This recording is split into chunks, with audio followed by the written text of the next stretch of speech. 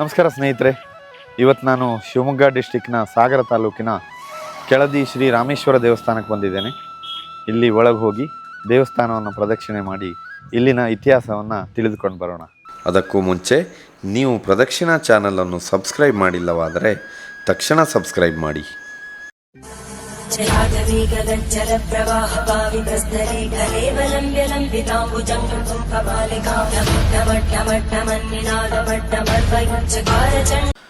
ಈ ಕೆಳದಿ ರಾಮೇಶ್ವರ ದೇವಸ್ಥಾನಕ್ಕೆ ಬರಬೇಕು ಅಂದರೆ ಸಾಗರದಿಂದ 8.5 ಕಿಲೋಮೀಟ್ರ್ ಬರಬೇಕು. ಗೂಗಲ್ ಮ್ಯಾಪ್ ಹಾಕಿದರೂ ಇಲ್ಲಿ ಡೈರೆಕ್ಟಾಗಿ ಕರ್ಕೊಂಬರುತ್ತೆ. ಇಲ್ಲ ನೀವು ಲೋಕಲ್ಸ್ ಯಾರನ್ನಾದರೂ ಕೇಳಿದ್ರು ಅವರು ಗೈಡ್ ಮಾಡ್ತಾರೆ.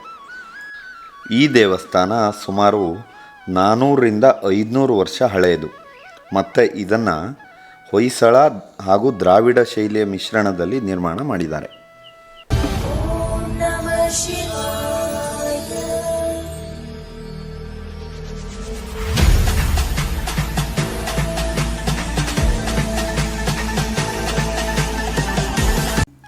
ಇಲ್ಲಿ ನಮಗೆ ಮೊದಲು ಸಿಗುವುದು ಪಾರ್ವತಿ ದೇವಿಯ ದೇವಸ್ಥಾನ. ಇದರ ಒಳಗಡೆ ಒಂದು ವಿಶೇಷತೆ ಇದೆ. ಅದೇನಂತ ಇವಾಗ ಹೇಳ್ತೇನೆ. ಇಲ್ಲಿನ ಮೇಲ್ಛಾವಣಿ ಕಾಣ್ತಾ ಇದೆಯಲ್ಲ, ಇದನ್ನು ಸಂಪೂರ್ಣವಾಗಿ ರಕ್ತಚಂದನದಲ್ಲೇ ಕೆತ್ತನೆ ಮಾಡಿದ್ದಾರೆ. ನೀವು ಇಲ್ಲಿ ನೋಡ್ಬೋದು, ಸುಮಾರು 40ರಿಂದ 50 ಬಗೆಯ ಹೂವಿನ ಕೆತ್ತನೆ ಇದೆ. ಮತ್ತು ಸುತ್ತಲೂ ಹಲವಾರು ಬಗೆಯ ವಿಗ್ರಹದ ಕೆತ್ತನೆ ಕೂಡ ಮಾಡಿದ್ದಾರೆ. ಇವತ್ತಿನ ದಿನ ಎಲ್ಲ ಫೆಸಿಲಿಟಿ, ಎಲ್ಲ ಮಷಿನರಿ ಇದ್ದರೂ ಕೂಡ ಇಷ್ಟು ಚಂದದ ಅದ್ಭುತದ ಕೆತ್ತನೆ ಮಾಡೋದು ತುಂಬ ಕಷ್ಟದ ಕೆಲಸ. ನೋಡಿ ಎಷ್ಟು ಚೆನ್ನಾಗಿದೆ. ಇದನ್ನು ಕೈಯಲ್ಲೇ ಮಾಡಿದ್ದಾರೆ ಅಂತ ಹೇಳ್ತಾರೆ.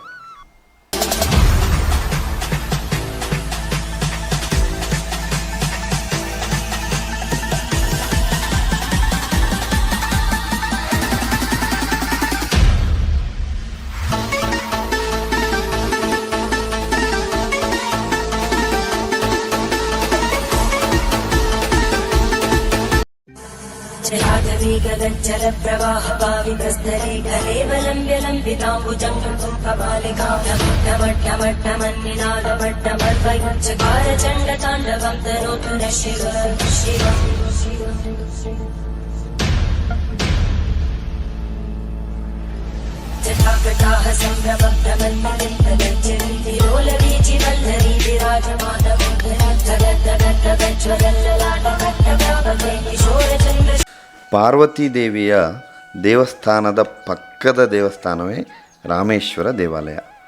ಇದು ಇಲ್ಲಿನ ಮೂಲ ದೇವಸ್ಥಾನ. ನೋಡಿ, ಗರ್ಭಗುಡಿಯಲ್ಲಿ ರಾಮೇಶ್ವರನ ವಿಗ್ರಹ ಎಷ್ಟು ಚೆನ್ನಾಗಿದೆ. ಅವನ ಎದುರು ಸುಂದರವಾದ ನಂದಿ.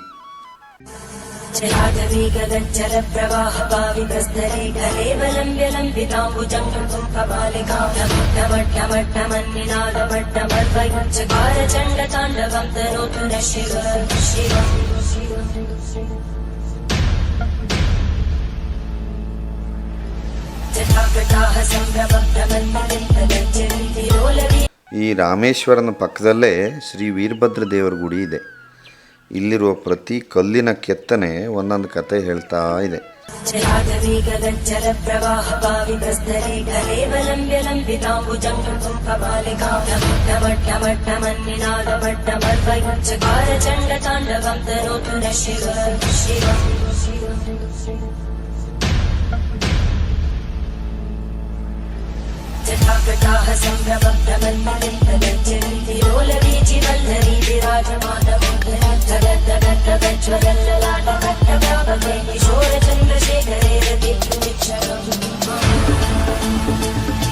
ಸ್ನೇಹಿತರೆ ನೋಡಿ, ಈ ಚಾವಣಿ ಮೇಲೆ ಕೆಳದಿ ಸಾಮ್ರಾಜ್ಯದ ಲಾಂಛನ ಗಂಡಬೇರುಂಡನ ಕೆತ್ತನೆ ಮಾಡಲಾಗಿದೆ.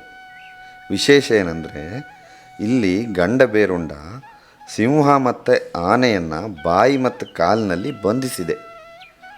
ಅದರ ಜೊತೆಗೆ ಸಾಕಷ್ಟು ಅದ್ಭುತ ಕೆತ್ತನೆ ಇಲ್ಲಿ ನಮಗೆ ಕಾಣ್ತಾ ಇದೆ.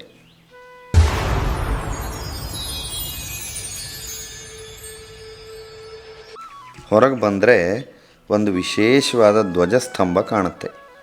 ಈ ಧ್ವಜಸ್ತಂಭದಲ್ಲಿ ಗಣೇಶನ ಕೆತ್ತನೆ, ಕೆಳದಿ ಚೆನ್ನಮ್ಮ, ವೀರಭದ್ರ ಸ್ವಾಮಿ, ಪಾರ್ವತಿ ದೇವಿ, ಕೆಳದಿಯ ಶಿವಪ್ಪ ನಾಯಕರ ಕೆತ್ತನೆಯನ್ನು ನಾವು ನೋಡ್ಬೋದು. ಮತ್ತು ಈ ಧ್ವಜಸ್ತಂಭದ ಮೇಲೆ ನಂದಿಯ ವಿಗ್ರಹ ಕೂಡ ಇದೆ.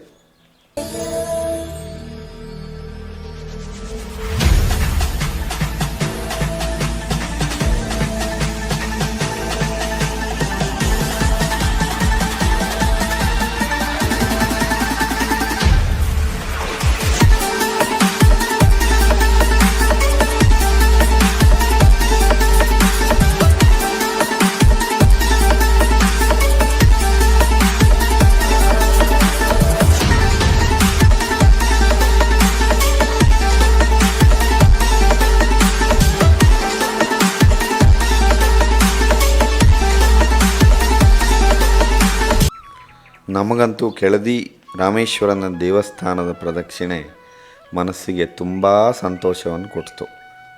ನೀವು ಮುಂದೆ ಯಾವತ್ತಾದರೂ ಸಾಗರದ ಕಡೆ ಬಂದಾಗ ದಯವಿಟ್ಟು ಕೆಳದಿಯನ್ನು ಭೇಟಿ ಮಾಡೋದನ್ನು ಮರಿಬೇಡಿ.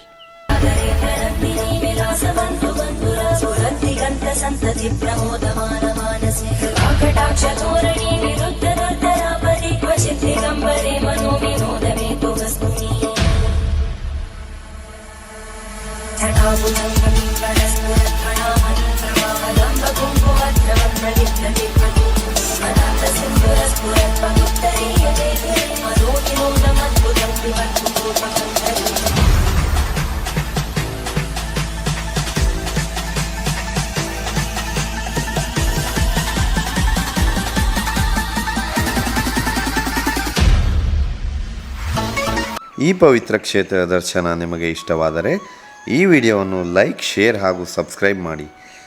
ಈ ದೇವಾಲಯದ ಬಗ್ಗೆ ನಿಮ್ಮ ಅನುಭವ ಅಥವಾ ಅಭಿಪ್ರಾಯವನ್ನು ಕಮೆಂಟ್ ಮೂಲಕ ನಮಗೆ ತಿಳಿಸಿ.